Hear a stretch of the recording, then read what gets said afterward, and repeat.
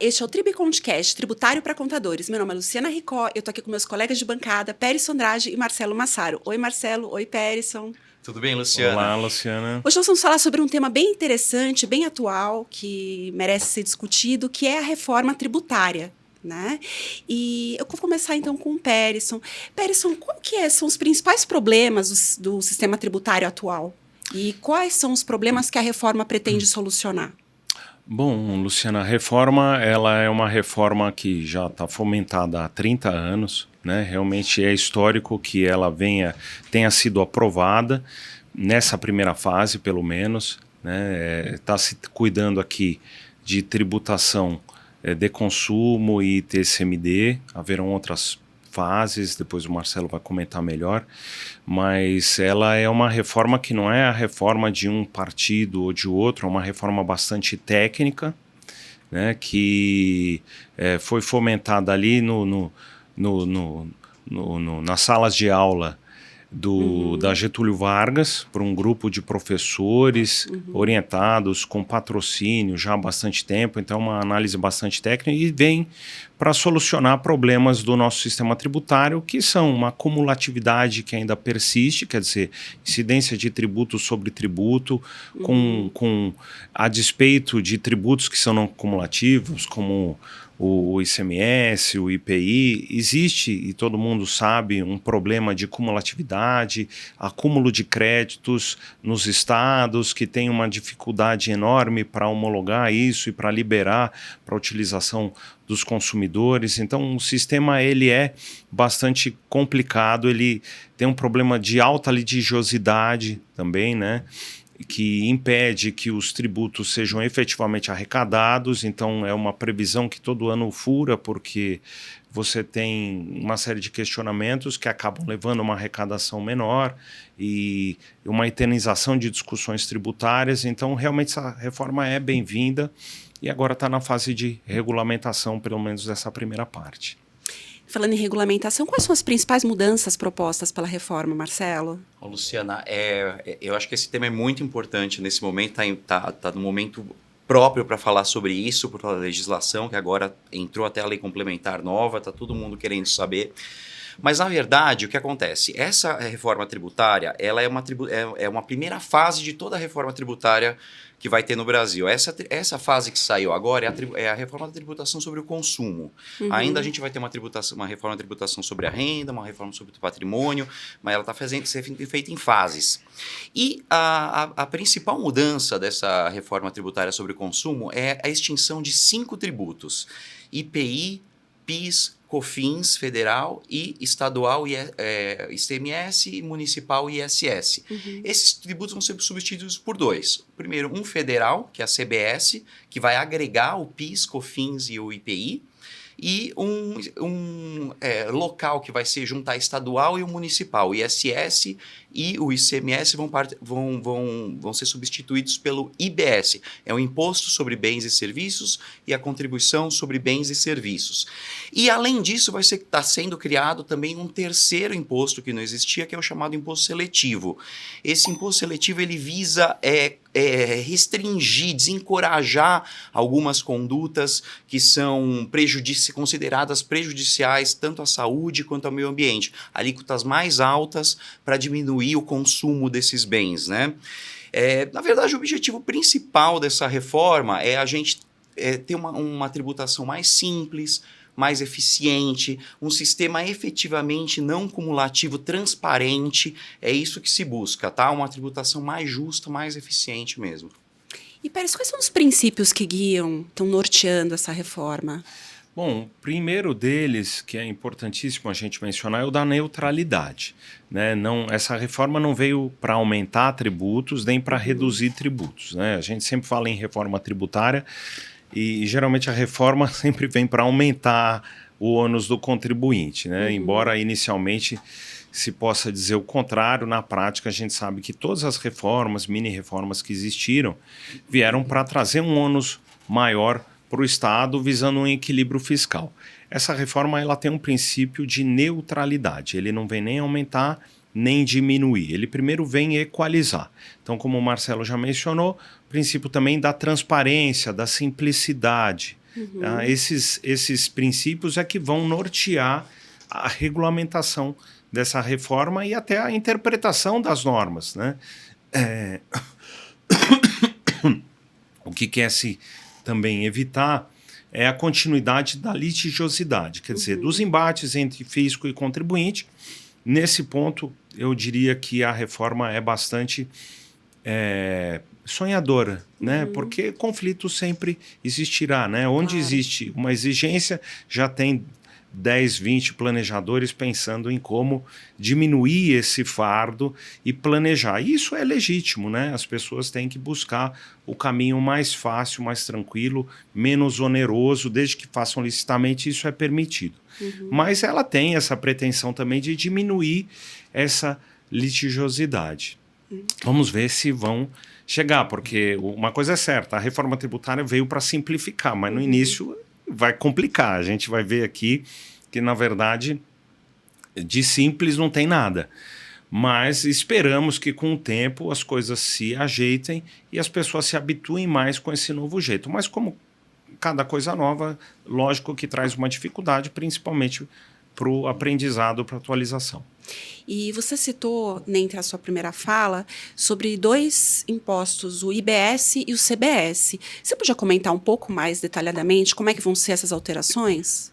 Sim, Luciana. Na verdade, esses são tributos que eles estão sendo instituídos com base numa tendência internacional, tá buscando aquilo que tem de melhor para a tributação dos bens e serviços. Então, em primeiro lugar, uma base ampla. Tanto a CBS quanto a IBS, elas vão incidir sobre as operações de aquisição de bens e serviços, né, contratação de serviços. Então, em geral, qualquer aquisição de bem ou serviço vai incidir esses impostos, tá?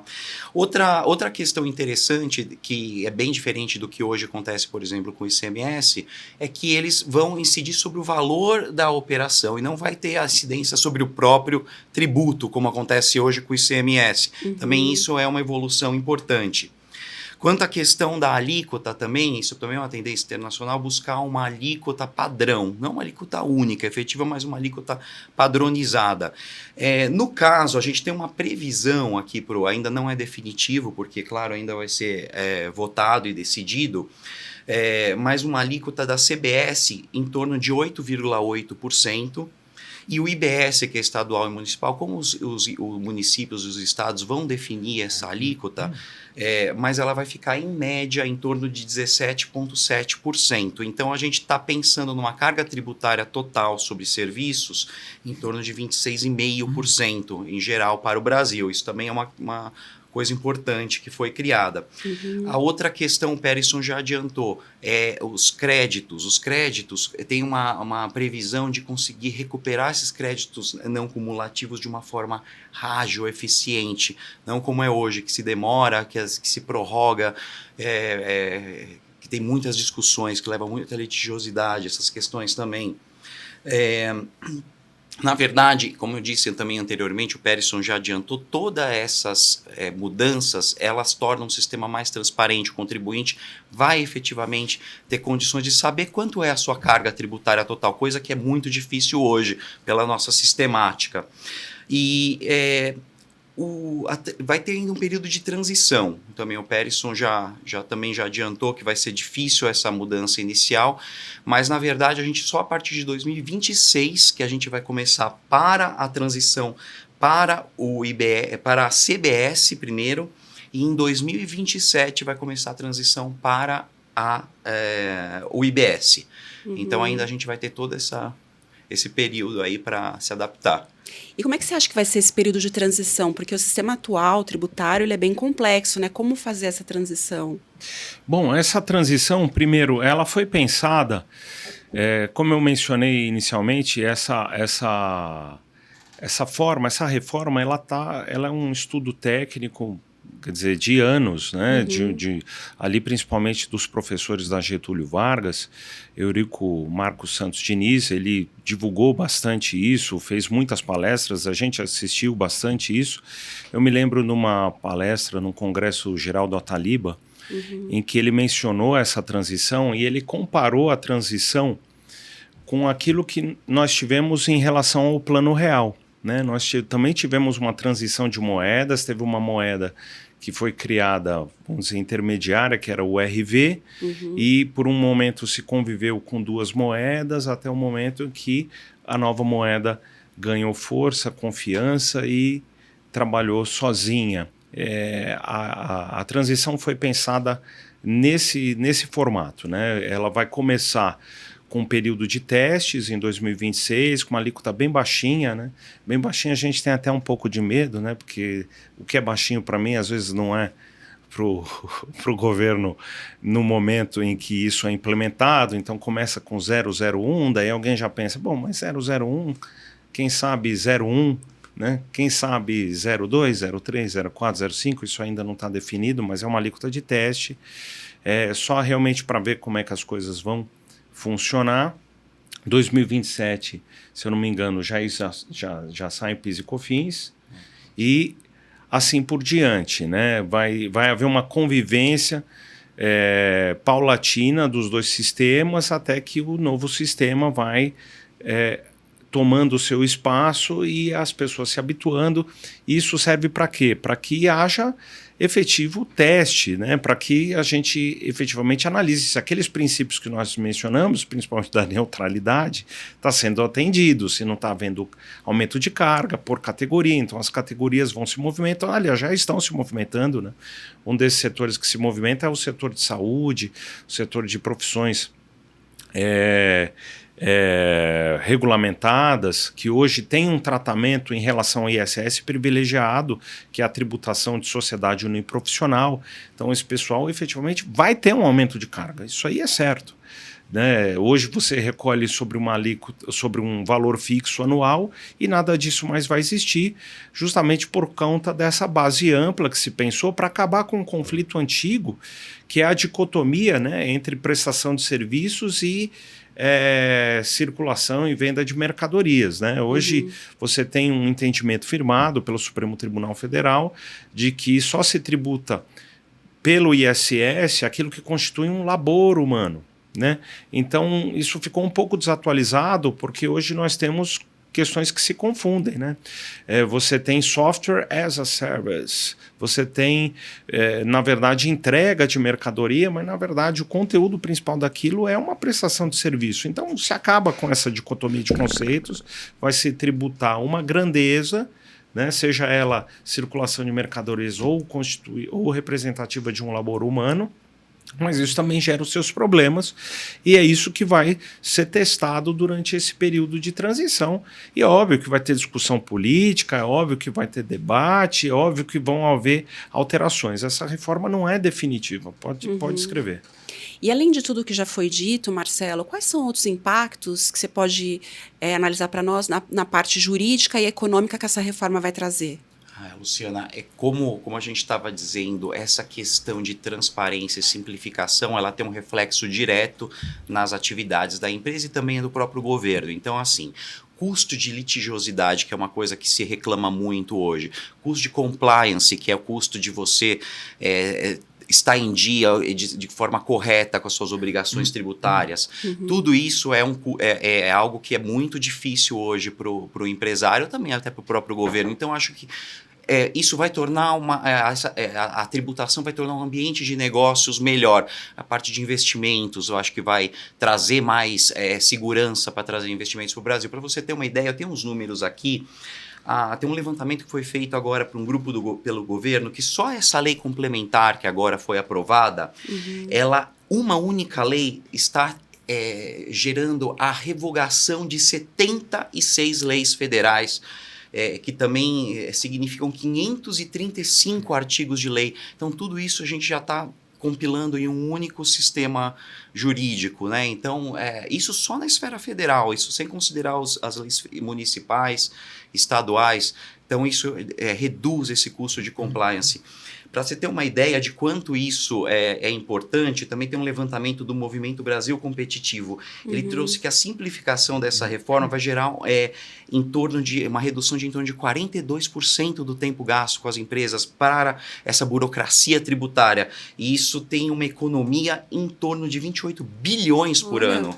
Então é muito importante mesmo para essa questão de negócios. E em termos de litigiosidade, a gente nunca pode esquecer da questão da guerra fiscal. Isso que para o Brasil foi uma mudança muito grande, a gente conseguir evitar essas grandes discussões que também afastavam o empresário desse ambiente de negócio seguro, né? Então a gente vai ter uma melhora. Eu acho que definitivamente, mesmo com essa questão dessa transição que a gente ainda vai ter algumas dificuldades para o momento, acho que as coisas ainda tendem a se ajustar com o tempo.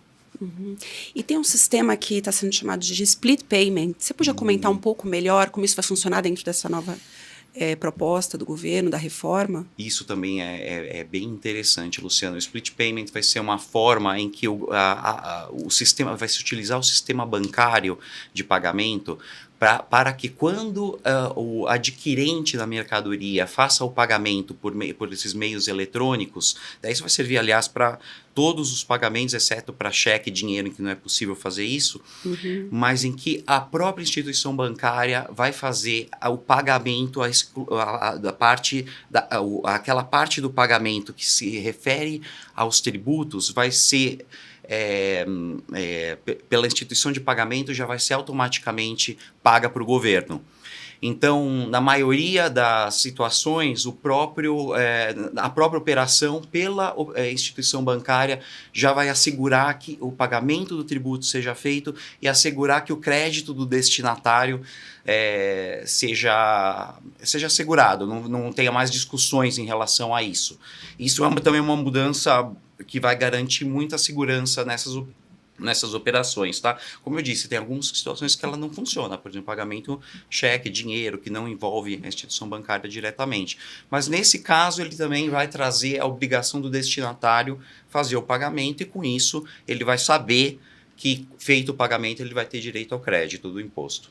E, Pérez, em relação ao imposto seletivo e os regimes diferenciados propostos, você pode comentar um pouco mais sobre isso? Posso. O Marcelo comentou já o objetivo do imposto seletivo. O imposto seletivo ele é direcionado para situações de, vamos dizer, risco à saúde, à segurança. Então,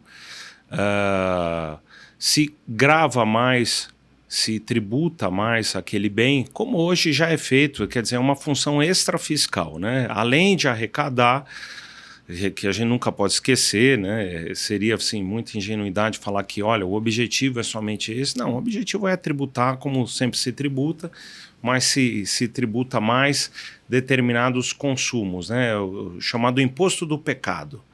Então, hoje, quem faz essa função extrafiscal é o IPI. Então, o IPI que incide 300% sobre cigarro, X% sobre bebida alcoólica, daí depende da bebida alcoólica. Então, essa função extrafiscal vai ficar agora com o imposto seletivo, o que é muito bom, porque você tinha um imposto sobre produtos industrializados, que na verdade é um anacronismo, né? Só um país subdesenvolvido mesmo para tributar a atividade industrial.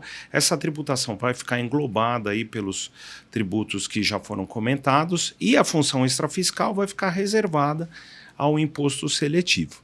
Quanto a regimes diferenciados, isso é destinado a, por exemplo, o setor de saúde, que vai ter uma redução de 60%, né, sobre a base de cálculo, e nós também temos regimes diferenciados que hoje são o Simples Nacional, a Zona Franca de Manaus e zonas de livre comércio que vão ser mantidas, vão ser asseguradas, dada a sua importância.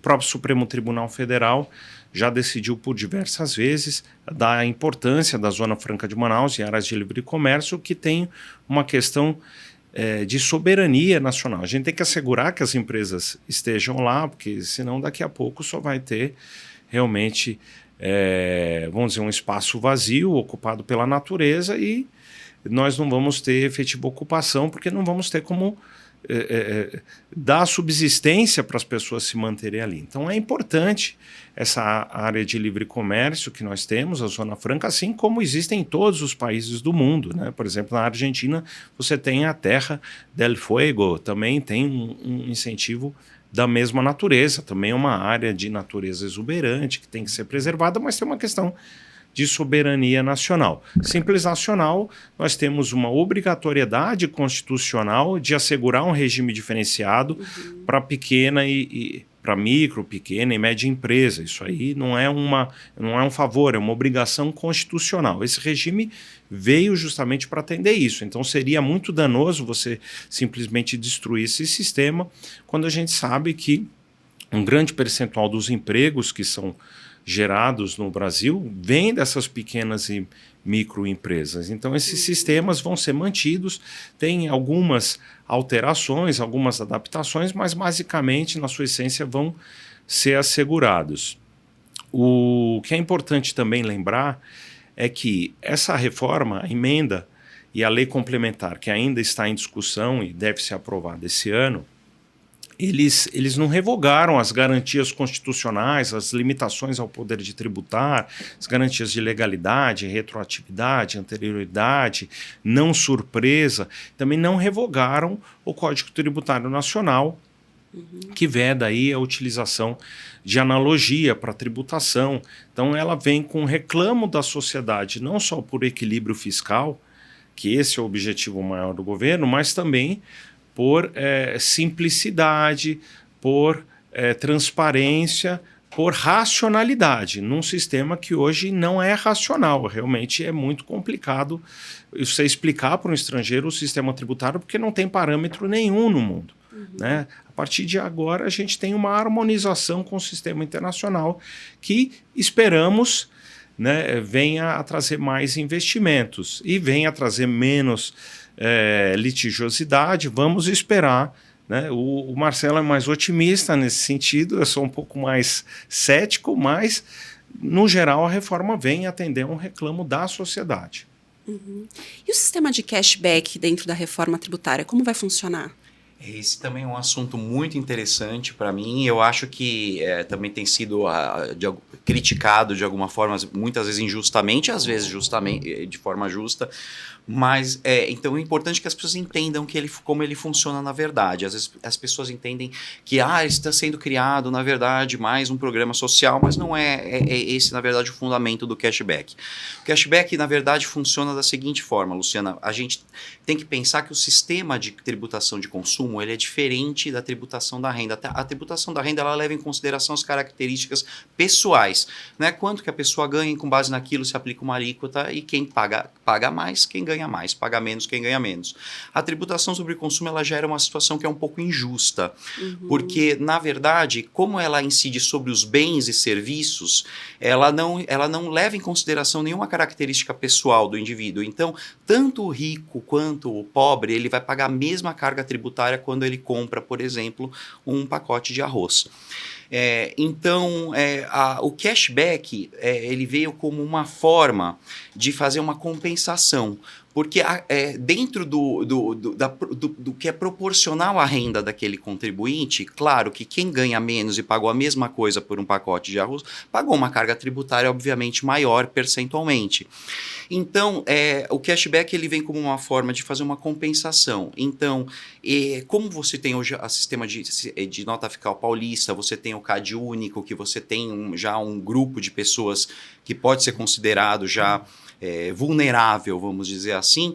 Para esse grupo de pessoas, é possível uma devolução de uma parcela do imposto para se compensar e, ao final da conta, tanto aquele mais rico quanto mais pobre vão ter recolhido uma carga tributária aproximadamente igual ou, no minimamente, próxima, né?